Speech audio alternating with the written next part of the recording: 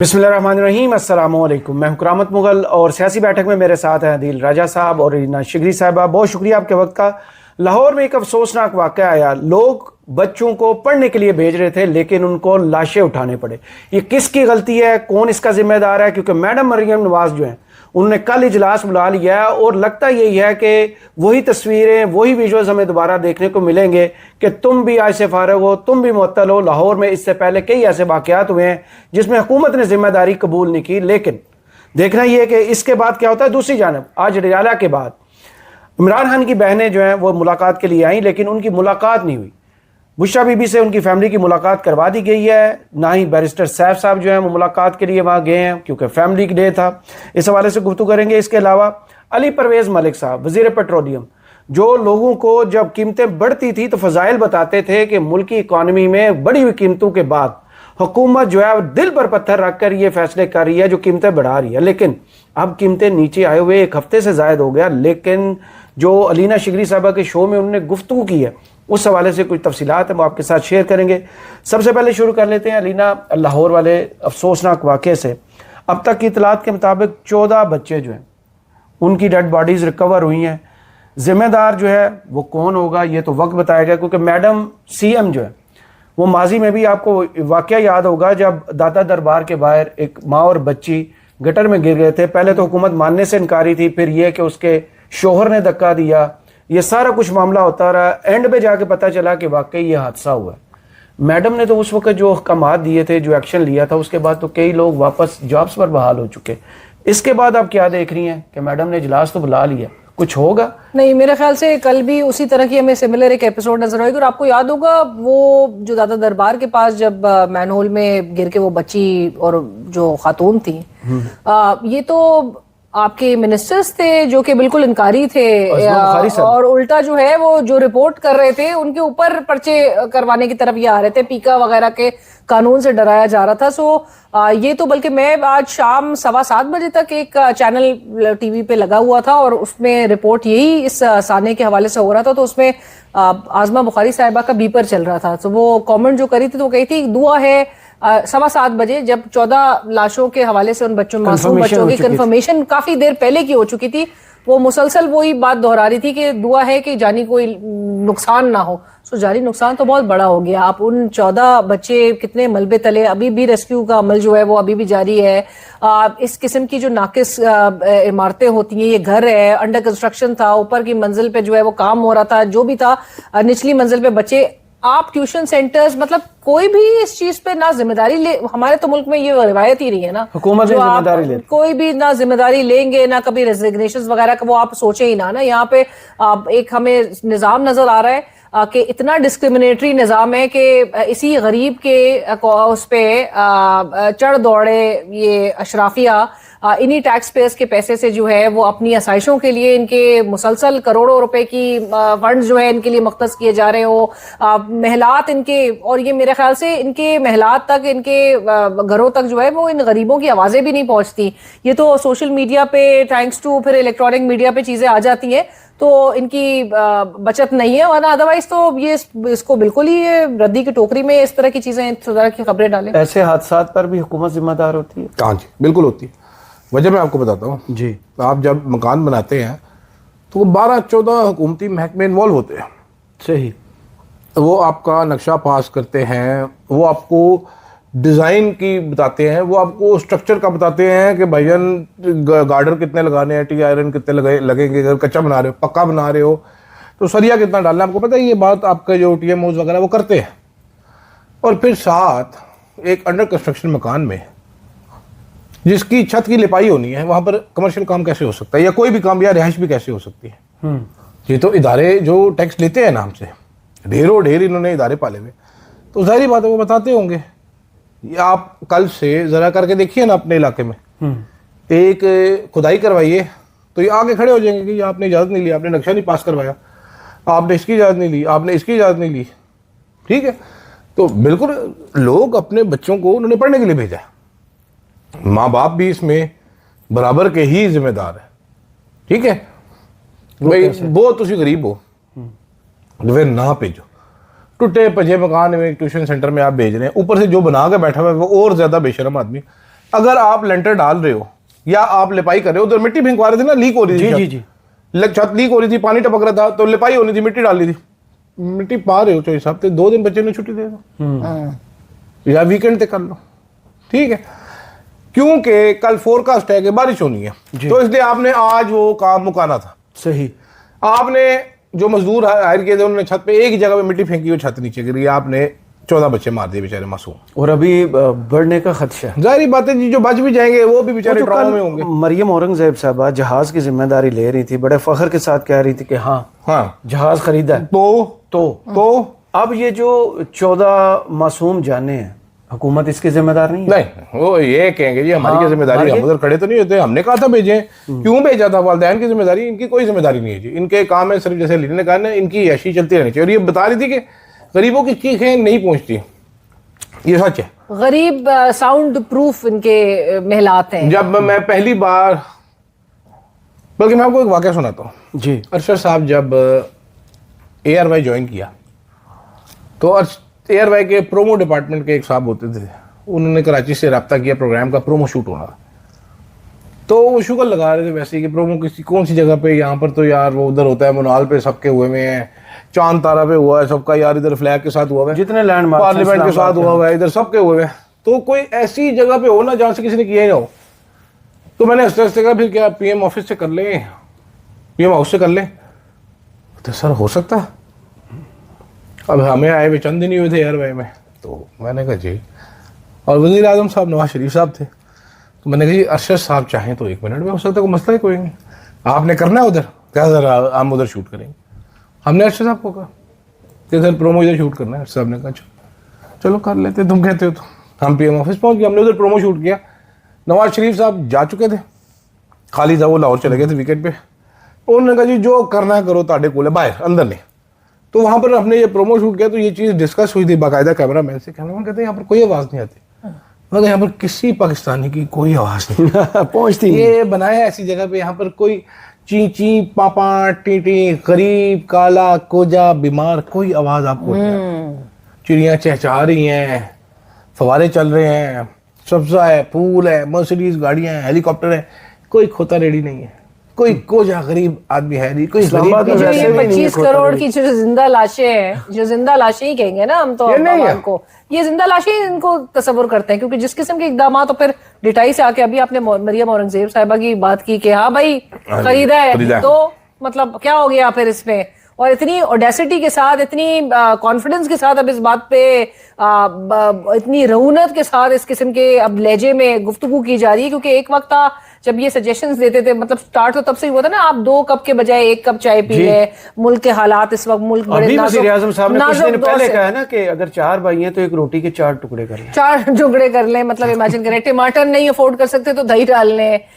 हम मैं अपने कपड़े बेचकर जो है वो गंदम जो है वो, अगर लोगों ने कहा कि भाई अब समझ आ रही है, हमारे कपड़े थे, हमारे कपड़ों का जिक्र कर रहे थे शहबाज ये शरीफ साहब। इफ्तिखार So आरिफ साहब ये- का शेर है ना, ये वक्त किसकी रौनत पे खाक डाल गया, जी। ये कौन बोल रहा था खुदा के लहजे में। आज एक साहब से बात हो रही थी जिनका एक्सीडेंटली और इंसिडेंटली मीडिया के साथ थे, जिनका बड़ा करीबी एक ताल्लुक रहा है मरियम औरंगजेब साहिबा से। आपको पता है मरियम औरंगजेब साहिबा मीडिया के जो तकरीबन सारे पावरफुल लोग हों, चैनल ओनर्स हों, एंकर्स हों, रिपोर्टर्स इवन जो उनको पसंद हो, उनसे सबसे बड़ा करीबी ताल्लुक बना के रखती है। और जो पावरफुल लोग ज़रा से उनकी बहन बन जाती है, भाई बना लेती है, बहन बहन बन जाती है, तो ये उनको भी भाई बनाया हुआ था एक ज़माने में। तो उनका स्टेटमेंट था, एग्जैक्ट स्टेटमेंट मैं आपको कोट कर रहा हूँ कि ये जो ले जाओ होता है ना, ये बिगिनिंग ऑफ डाउनफॉल होता है, यहाँ से नीचे होता है काम। वो फ्रेंच रेवोल्यूशन में मलका का बार बार हवाला दिया जाता है ना कि रोटी नहीं है तो केक खा लें। तो ये इसी किस्म का इनका रवैया है। लेकिन ये बात सही है कि time never remains the same, tables कब टर्न हो जाएं और कब जो है वो किसी के पानी पर कब्जा हो जाए, आपका जवाल शुरू हो जाए। सो ये इतनी ज्यादा सवाल शुरू हो गया। हाँ जी। दूसरी जानब चलते हैं अडियाला के बाहर, लाहौर से तो अफसोसनाक खबर है, यहाँ पर भी पाकिस्तान तहरीक इंसाफ के आज कारकुन काफ़ी बड़ी तादाद में पहुंचे थे। इकबाल अफरीदी साहब बड़े लाओ लश्कर के साथ आए थे। एक लिस्ट जारी की गई थी कि अगर किसी जो जितने भी पार्लियामेंटेरियंस हैं, MPs, MNAs, सेनेटर्स, उनकी अटेंडेंस लगेगी यहाँ पर। वो खुद आए हैं और उनके साथ बंदे कितने लाए हैं। लेकिन उससे खबर हटाकर सुबह से एक प्रोपेगेंडा शुरू होता है कि अलीमा खान साहबा को जनाब दावत दी गई है कि वो उनकी एक बहन नूरीन खानम जो है वो मिलने, बाकियों की इजाज़त नहीं है। तो अलीमा खान ने मना कर दी। बाद में उन्होंने फिर क्लैरिटी से एक स्टेटमेंट जारी की कि किसी भी बहन की आप मुलाकात करवा दें, हमें कोई एतराज़ नहीं है।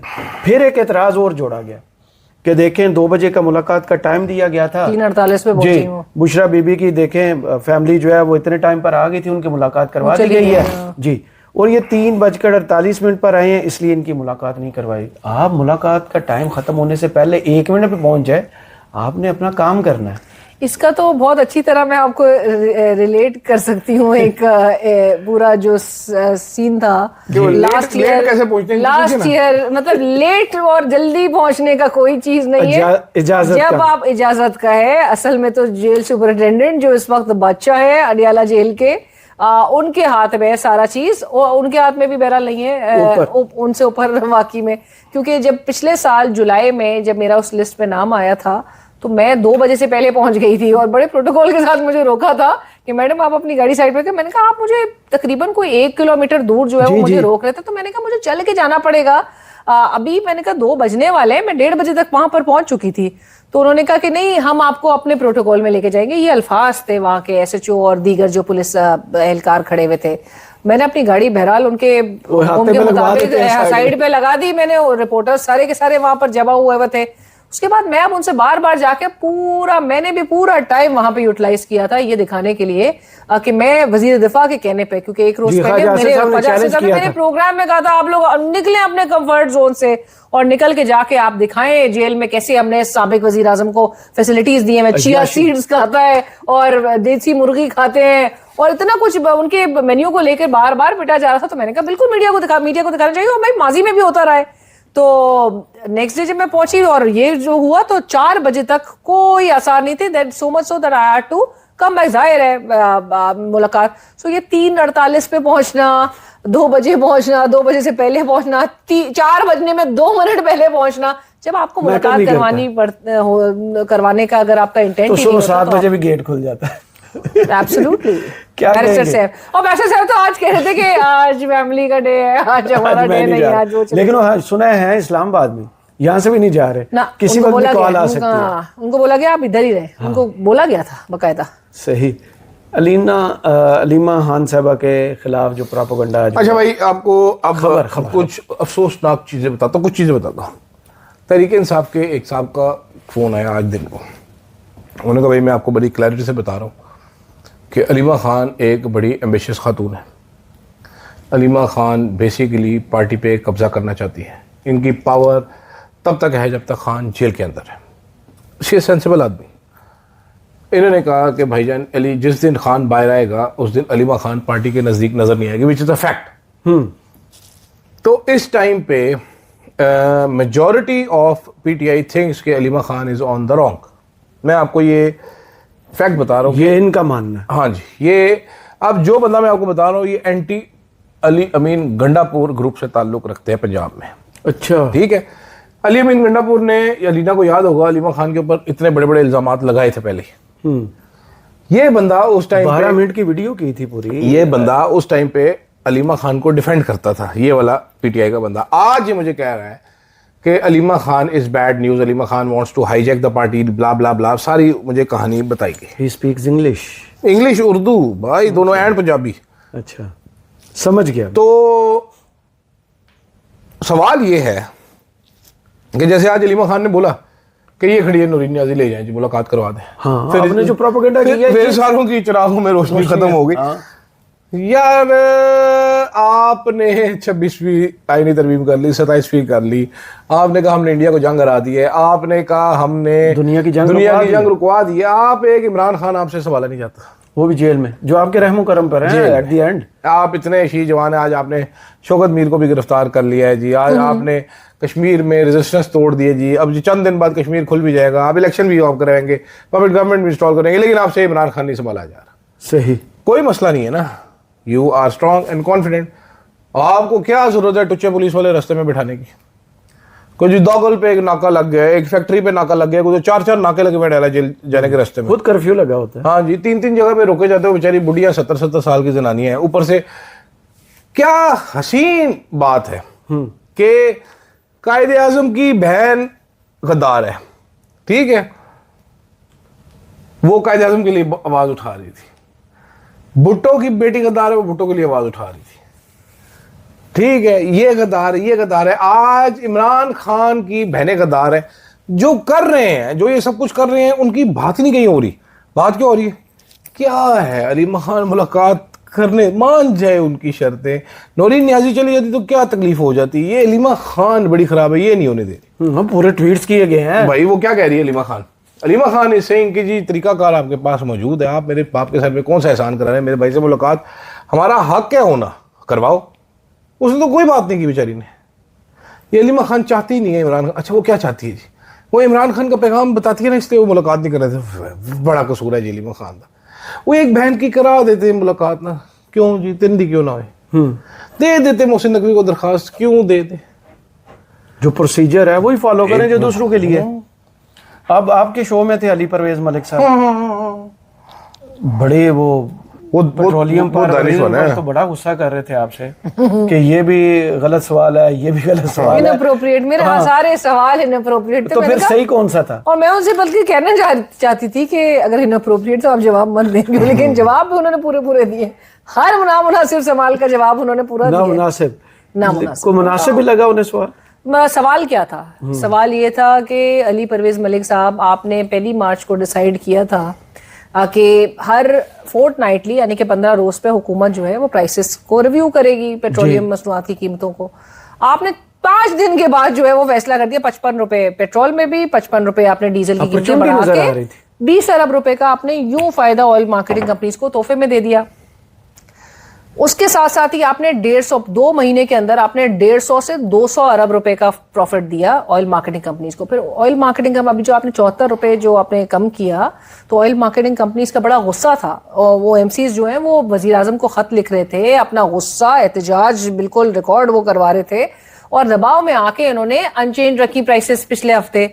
तो सवाल मेरा ये था, उन्होंने कहा इनअप्रोप्रिएट सवाल जो है, इनअप्रोप्रिएट, आपका सवाल ही मुनासिब नहीं है, टैक्स देते रहे आप। फिर मैंने उनसे सवाल किया, मैंने कहा महंगाई कम कैसे होगी? पाकिस्तान में कीमत जो है जब एक दफा बढ़ जाती है तो फिर वापस थोड़ी ना नीचे आती है। तो उन्होंने कहा ये मेरे लिहाज से इनअप्रोप्रिएट सवाल है, क्योंकि ये आपको फाइनेंस डिवीजन से या कोई आपको लेवी से मुतालिक सवाल किया तो लेवी से मुतालिक उन्होंने कहा ये आपको FBI के चेयरमैन बता सकते हैं, ये नामुनासिब सवाल है। सो मतलब कि पेट्रोलियम क्या आए थे फिर शो पे? वो शो पे आए थे सिर्फ बताने के लिए कि हमने प्राइसेस क्यों ये सारे काम मेरे नहीं है, ये सारे काम मेरे नहीं है। जब आपको पता है ना कि जब कीमतें बढ़ानी होती है तो इनको आगे कर देते हैं। अभी तो हम लोग उसी रोज बात करते थे औरंगजेब साहब, और ये कहाँ गए भाई? दोनों भाई